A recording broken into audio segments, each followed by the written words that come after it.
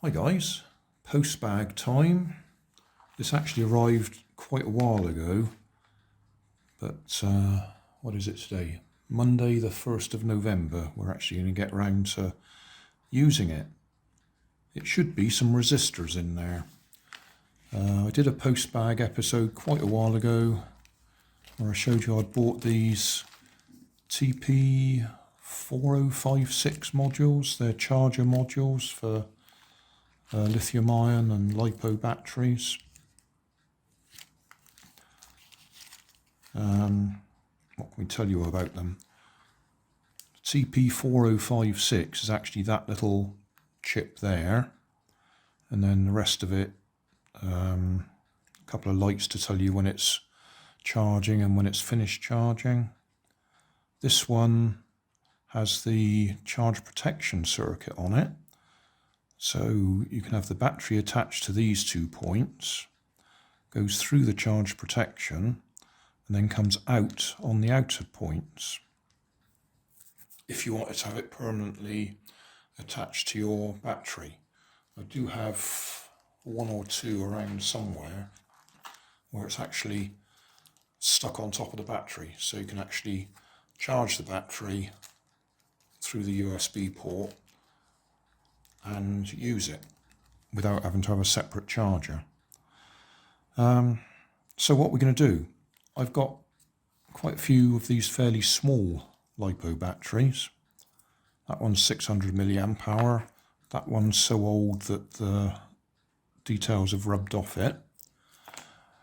These, as standard, come with that R3 resistor just there is the one that sets the charge current. I will put some images up, the circuit and the ratings for this R3. I've sketched them down here, or scribbled them down here quickly. A 2 kilo ohm resistor in R3 will give you 580 milliamps. And a 3 kilo ohm one will give you 400 milliamps. I want around 500. Yes, that one would take the 580, but I'm not sure what that one will take. And the actual charger that I use on the batteries is rated at 500 milliamps anyway. So I thought if I use a 2.2k resistor, that's somewhere between the two, it's going to be around 500. So 2.2 is what should be in the package. I also have them, so we'll solder one of them on, and we'll also change the resistor. And I also showed you in a previous post bag episode, I bought some of this heat shrink tubing, which I hope is big enough. It looks a bit tight to me.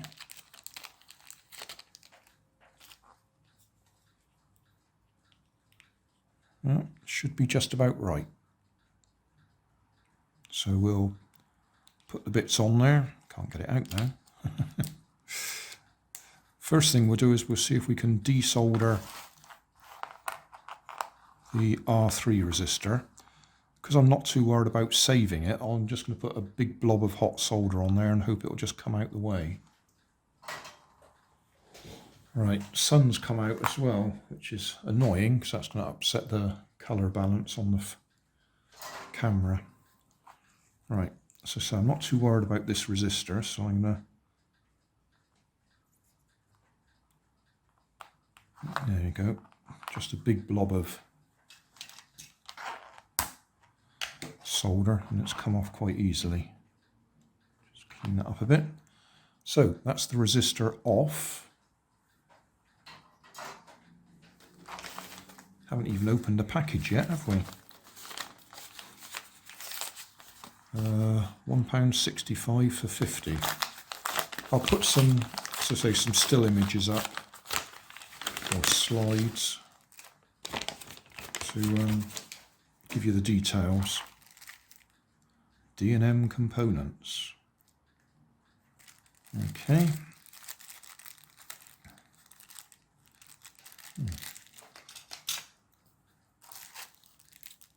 must have cut them with a hot knife or something to reseal the plastic. Okay, that's what we want, one of them.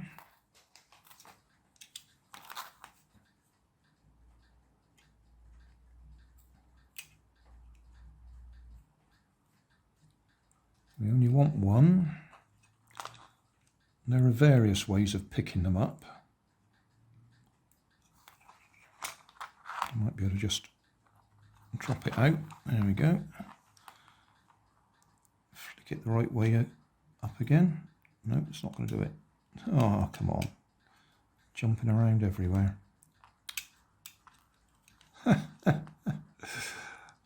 Some people absolutely hate these.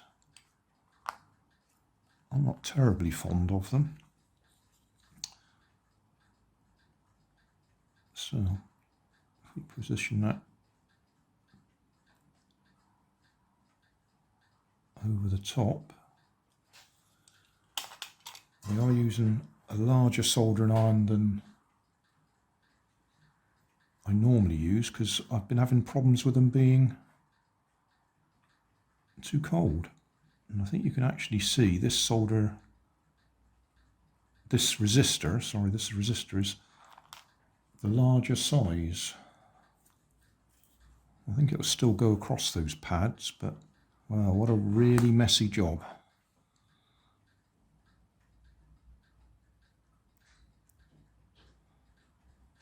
Yeah, that's what comes of using the wrong size resistor or component. It's just too big. Yeah, the 1206 is the dimensions, I think.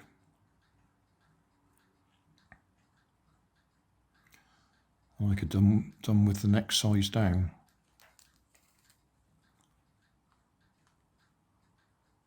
Never mind. It's on. So now we want the right connector.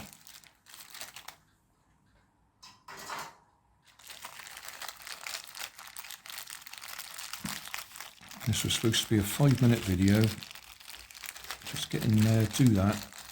Job done.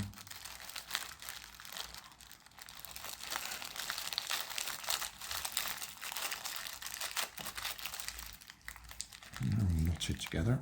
Right, there we go. Okay. So B minus, B plus, can we see that? I'll probably zoom in a little bit when I actually edit the video.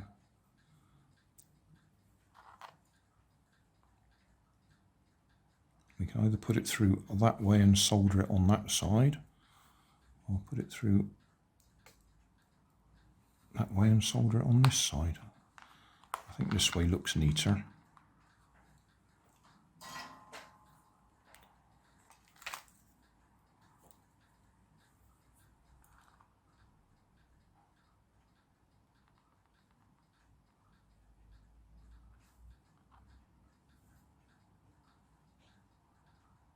Am I getting in the way of the camera?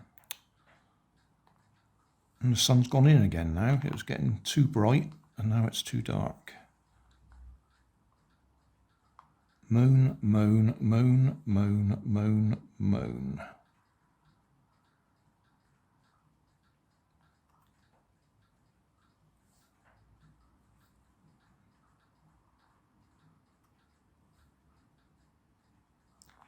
Right. So we made really hard work of that.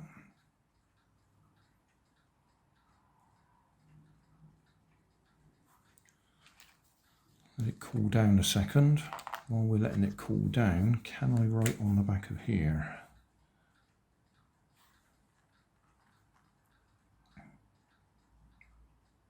.2, so that should be 500-ish.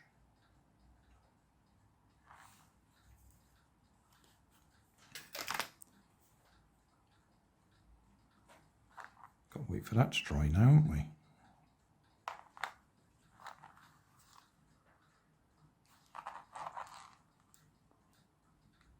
Is that going to smudge it as we slide it on? No. Okay, so we want it to be a little bit long. just to go over this end, and it shrinks down, but we still need access to the USB. We'll cut it here and we'll see what happens. This is the first one. Right. We'll try this fella. Has all the attachments on it.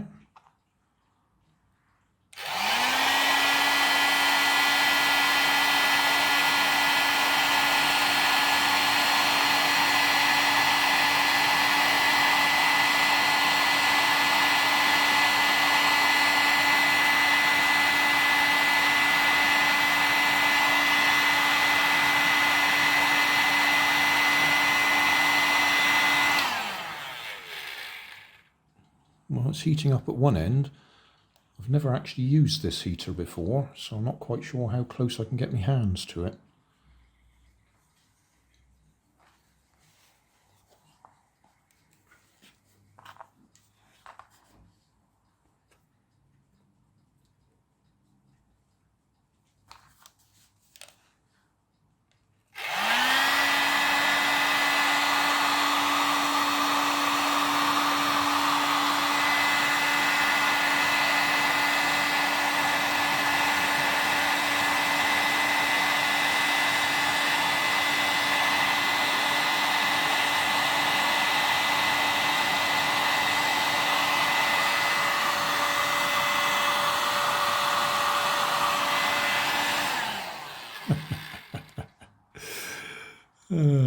What a lot of fuss. I think just holding it over a hot flame would have been a lot easier.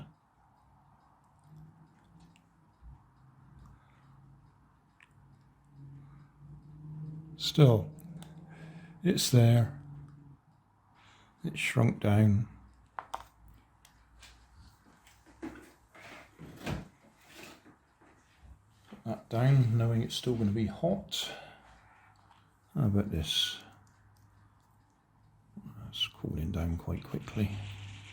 Still, that was about the right length, wasn't it? And the heat shrinks just to stop me chucking that in a drawer and shorting pieces out on it. In a drawer, in a bag.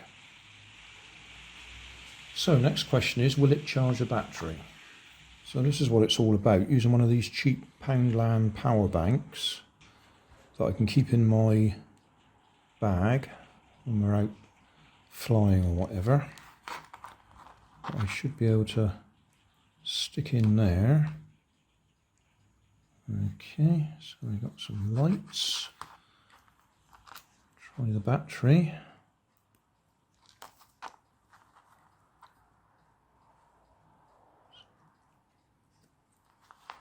Okay, so lights on indicating current's being drawn, red lights on indicating it's charging. It would have been handy if I'd have stuck a meter in there so we could actually measure the current.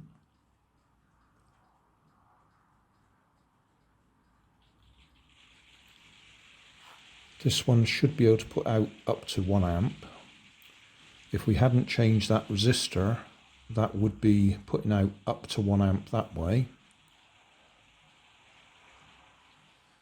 Well, while I've been waiting for that to charge, which it has just done, it's gone from red to blue. I've got on and done another one, and I'm just finishing off this one. Once I realised that I was stuck and I had to fiddle around with that resistor because it was too large, I've done these two much quicker than the amount of time it took me to do that one. Alright, there we go. So there's a couple of batteries on charge now. Well, charged, blue lights are on. And that one there is one of my older modules. Get it in focus. That one doesn't have the extra circuitry on it for the discharge, which I don't need on these either because I'm only charging them. It's only if you're actually going to connect these directly to a battery and have separate lead go into whatever it is you're charging that you want the discharge circuit on there. So that one's absolutely fine just for charging. As you can see, that's one of my little batteries. So there you go. That was a real mess, but we got there in the end.